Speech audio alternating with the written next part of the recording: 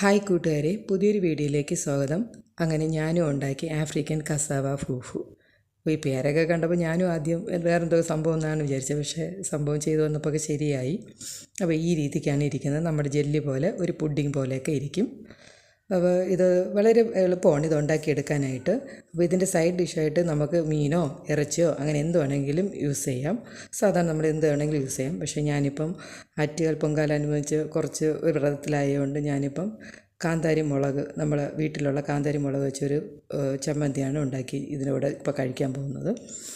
ചേട്ടനും മക്കൾക്കൊക്കെ ഇത് നമ്മുടെ ഇറച്ചിയൊക്കെ ഉണ്ട് കഴിക്കാനായിട്ട്. അപ്പോൾ ഇതിൻ്റെ ഡീറ്റെയിൽഡ് ആയിട്ടുള്ള ഒരു റെസിപ്പി ഞാൻ എൻ്റെ ചാനലിൽ അപ്ലോഡ് ചെയ്തിട്ടുണ്ട്. അപ്പോൾ എല്ലാവരും ഒന്ന് കാണുക, ട്രൈ ചെയ്യുക.